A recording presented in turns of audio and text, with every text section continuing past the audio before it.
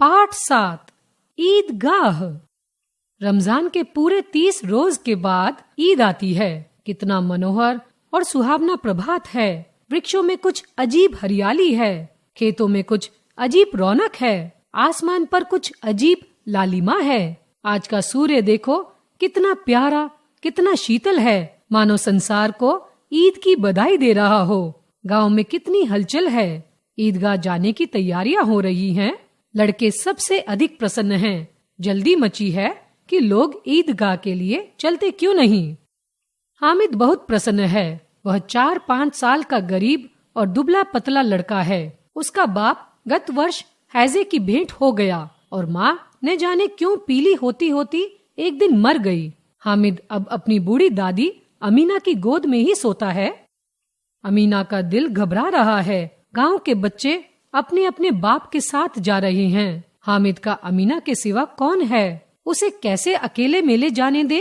उस भीड़ भाड़ में कहीं खो न जाए नन्ही सी जान। 30 कोस पैदल कैसे चलेगा। पैरों में छाले पड़ जाएंगे। पर हामिद के उत्साह का क्या करे। अधिक पैसे भी पास नहीं है। कुछ काम करके वह कुल 3 पैसे हामिद के मेले जाने के लिए जुटा पाई है। हामिद भीतर जाकर कहता है, तुम डरना नहीं अम्मी, मैं सबसे पहले आऊंगा, बिल्कुल मत डरना। गांव से मेला चला। अन्य बच्चों के साथ हामिद भी जा रहा था। कभी सबके सब दौड़कर आगे निकल जाते, कभी किसी पेड़ के नीचे खड़े होकर साथ वालों की प्रतीक्षा करते। सहसा ईदगाह पर दृष्टि पड़ी। ऊपर इमली के घने वृक्षों की छाया है। नीचे पक्का फर्श है जिस पर बिछायत हो रही है। रोजदारों की पंक्तियां एक के पीछे एक न जाने कहां तक चली गई हैं। नए आने वाले आकर पीछे की कतार में खड़े हो जाते हैं।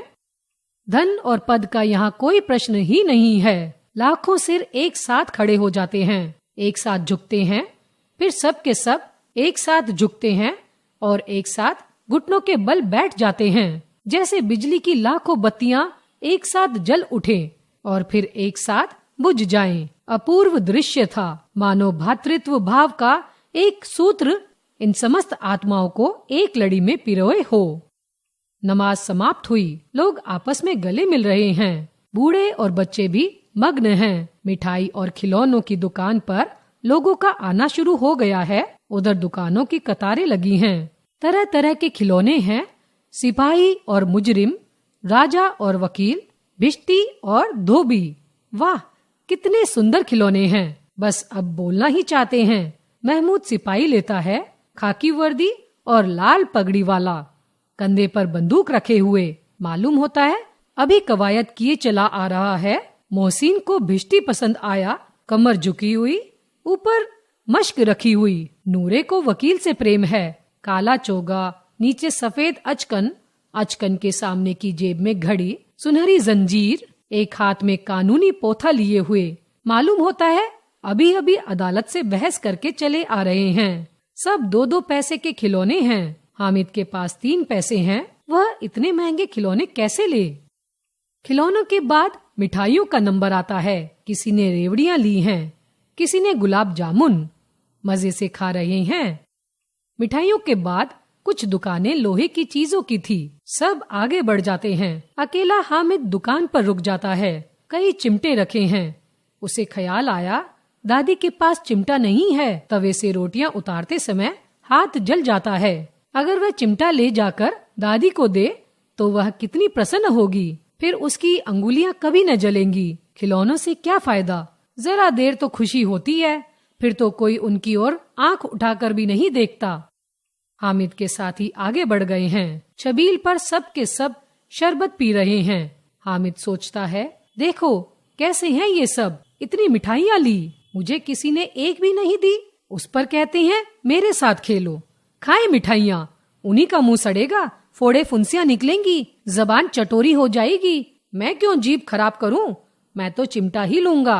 दादी उसे देखेगी, दौड़कर मेरे हाथ से ले लेगी, कहेगी मेरा बच्चा दादी के लिए चिमटा लाया है, हजारों दुआएं देगी। इन लोगों के खिलौने पर कौन इन्हें दुआ देगा। मेरे पास पैसे नहीं हैं, तभी तो मोहसिन और महमूद मिजाज दिखाते हैं। उसने दुकानदार से पूछा, यह चिमटा कितने का है। दुकानदार ने 6 पैसे का बताया। हामिद का दिल बैठ गया। ठीक ठीक बताओ।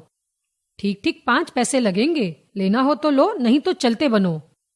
हामिद ने कलेजा मजबूत करके कहा, 3 पैसे लोगे? यह कहता हुआ आगे बढ़ गया कि दुकानदार गुड़क न दे, लेकिन दुकानदार ने गुड़ की नहीं दी, बुलाकर 3 पैसे में चिमटा दे दिया। हामिद लेकर चल दिया। मोहसिन ने हंसकर कहा, यह चिमटा क्यों लाया पगले? हामिद ने सफाई दी, तुम्हारे खिलौने क्या हैं? कोरी मिट्टी, जरा नीचे गिर पड़े तो टूट फूट खत्म हो जाएंगे। अगर कोई शेर आ जाए तो मियाँ भिश्ती के छक्के छूट जाएं। मियाँ सिपाही मिट्टी की बंदूक छोड़कर भाग जाए। वकील साहब चोगे में मुंह छिपाकर जमीन पर लेट जाए। मगर यह चिमटा, यह बहादुर, यह रुस्तुमे हिंद लपक कर शेर की गर्दन पर सवार हो जाएगा और उसकी आंखें निकाल।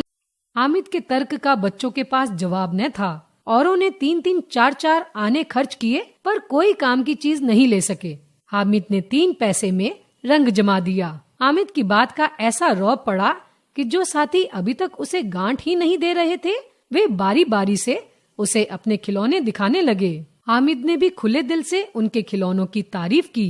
उसका चिमटा भी बारी बारी बच्चों के हाथों में से गुजरा और सबने उसे सराहा। 11 बजे सारे गांव में हलचल मच गई। मेले वाले घर पहुंचे। मोहसिन की छोटी बहन ने दौड़कर भिश्ती उसके हाथ से छीन लिया और मारे खुशी के जो उछली तो मियाँ भिश्ती नीचे गिरे और सुरलोक सिधारे। मियाँ नूर ने दीवार पे 2 खूंटियां गाड़ी, उन पर लकड़ी का एक पटरा रखा। पटरे पर कागज का कालीन रखा गया और नूरे के वकील साहब उस पर राजा भोज की तरह विराजे। नूर ने उन्हें पंखा झलना शुरू किया। मालूम नहीं पंखे की हवा से या पंखे की चोट से वकील साहब लुढ़क पड़े और उनका माटी का चोला माटी में मिल गया। रहा महमूद का सिपाही, उसके लिए एक टोकरी आई। उसमें कुछ लाल रंग के फटे पुराने चिथड़े बिछाए गए, जिसमें सिपाही साहब आराम से लेटे। महमूद ने टोकरी उठाई और द्वार पर चक्कर लगाने लगा। उसके दोनों छोटे भाई सिपाही की तरफ से जागते रहो पुकारते हुए चले। इतने में महमूद को ठोकर लगी, टोकरी नीचे गिरी और उसके साथ मियाँ सिपाही अपनी बंदूक लिए जमीन पर आ गिरे। बेचारे की एक टांग टूट गई। अब मियाँ हामिद का हाल सुनिए। अमीना उसकी आवाज सुनते ही दौड़ी और उसे गोद में लेकर प्यार करने लगी। सहसा उसके हाथ में चिमटा देखकर वह चौंकी। यह चिमटा कहाँ से लाया? मैंने मोल लिया। कितने पैसे में? 3 पैसे में। अमीना को क्रोध आया। दोपहर हो गई, न कुछ खाया न पिया, 3 पैसे थे, उसका भी ये चिमटा उठा लाया। हामिद ने अपराधी भाव से कहा, तुम्हारी अंगुलियां तवे से जल जाती थी, इसलिए मैंने ले लिया। अमीना का क्रोध खत्म हो गया। बच्चे में कितना त्याग है, यह सोचकर गदगद हो गई। वह रो उठी। दामन फैलाकर हामिद को दुआएं देती जाती थी और आंखों से आंसू गिर रहे थे। उधर हामिद वह अपनी दादी की प्यार भरी गोद में दुबका जा रहा था।